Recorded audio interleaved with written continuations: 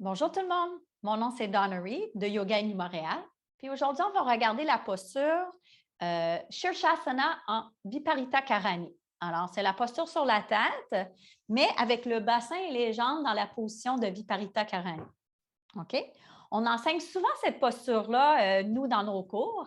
Et quand on est un petit peu plus nouveau, quand on arrive dans nos cours, bien, on a de la difficulté à la comprendre. C'est pour ça aujourd'hui que je veux prendre le temps de la démontrer. Comment rentrer et comment sortir de la posture. OK? Alors, vous avez besoin d'une chaise de yoga. La chaise de yoga, elle va contre le mur. Après ça, un traversin ou des couvertures si vous n'avez pas un traversin. Les couvertures vont être montées à une hauteur qui va vous aider à mettre le bassin dessus. À un moment donné, ça se peut que quand vous allez avoir un petit peu plus d'ouverture au niveau des épaules puis au niveau de la poitrine, que vous allez pouvoir enlever les couvertures ou le traversin. Mais pour aujourd'hui, on va le commencer avec une couverture ou, pas juste une couverture, quelques couvertures ou un traversin. OK? Même que ça se pourrait que vous allez être obligé de mettre une couverture de plus par-dessus le traversin. OK? Vous allez aussi avoir besoin d'une ceinture. Puis la ceinture va venir autour des coudes. OK? Quand on mesure la ceinture autour des coudes, c'est au niveau des poignets, coudes, épaules, puis on veut avoir les poignets, coudes, épaules en ligne. OK? Fait que la mesure se fait de cette façon-là. À un moment donné, on n'aura plus besoin non plus de cette ceinture quand on est capable de garder les coudes, les poignets et les épaules en ligne dans la position Shirshasana, la posture sur la tête. OK? Mais pour le moment, je vais garder la ceinture parce qu'au début, quand les gens commencent dans cette posture avec nous, ils ont souvent besoin de cette ceinture au niveau des coudes. OK? Une fois que vous mettez la ceinture autour des coudes, là, je vais juste venir un petit peu plus près pour que vous voyez plus près au niveau de mes mains. Mais la position des mains pour être en Shirshasana, c'est de entrelacer les doigts.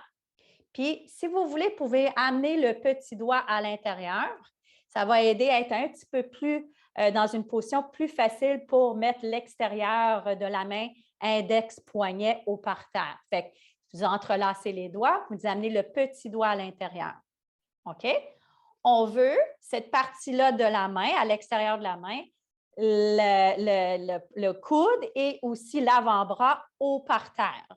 OK? Quand j'entrelace mes doigts, je ne veux pas avoir mes poignets collés ensemble, puis je ne veux pas non plus qu'ils soient trop ouverts. Fait que c'est une position où est-ce que moi, j'aime ça dire, là, si j'avais un petit oiseau là, entre mes mains, que je ne serais pas en train de faire mal à l'oiseau en amenant mes mains ensemble et non plus que je le laisse s'en aller ou s'envoler. OK? Good? Je vais aussi vous demander, quand vous allez avoir les coudes par terre, de travailler un mouvement de serrer les coudes l'un vers l'autre pour que la ceinture devienne un petit peu plus lousse, pour qu'à un moment donné, on peut l'enlever, la ceinture. OK? Fait que là, je vais vous montrer comment entrer et sortir de la posture. Alors, les jointures de les doigts, au niveau de la main, où est-ce que les doigts commencent, on amène cette partie-là en ligne avec les pattes de la chaise. Une fois qu'on a trouvé cette position-là, où est-ce qu'on est capable d'amener les jointures en ligne avec les pattes des chaises, on amène les coudes au parterre.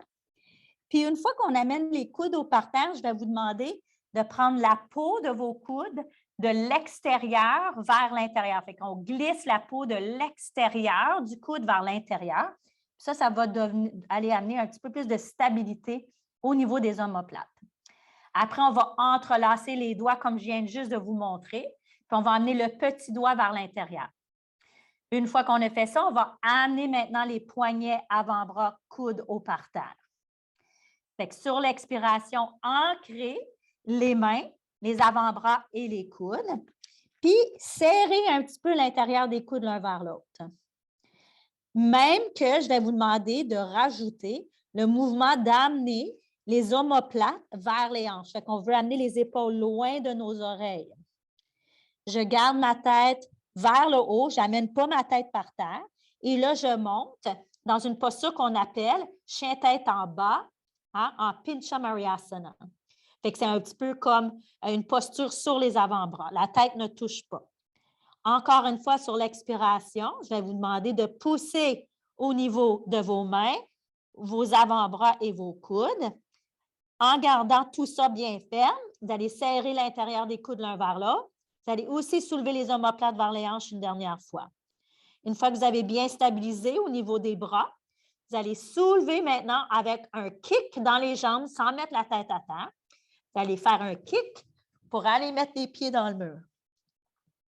Une fois que les pieds sont dans le mur, la tête ne touche pas encore. Expire, on va pousser dans l'extérieur des mains, les avant-bras et les coudes.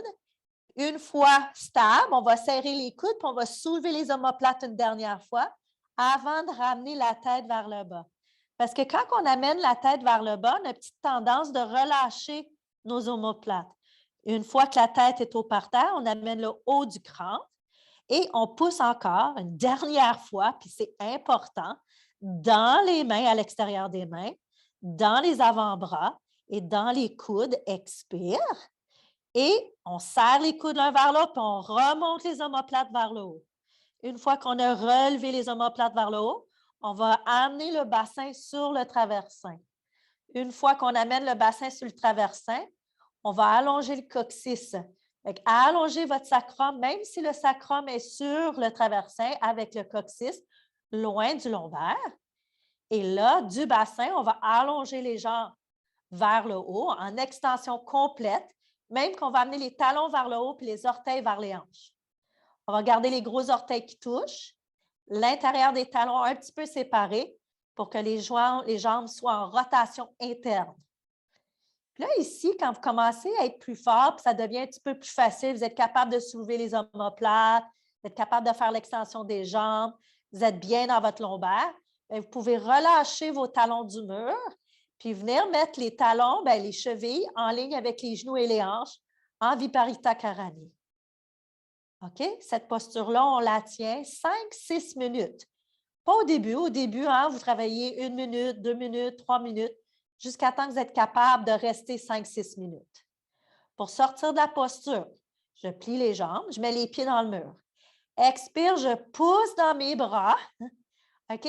Puis je soulève mon bassin du traversin et je lève ma tête.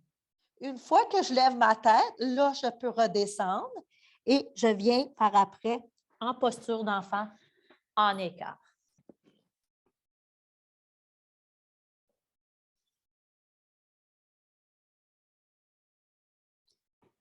OK. Alors, j'espère que tous ces détails ont aidé et j'espère que vous allez commencer à pratiquer cette posture. Merci beaucoup. Namaste.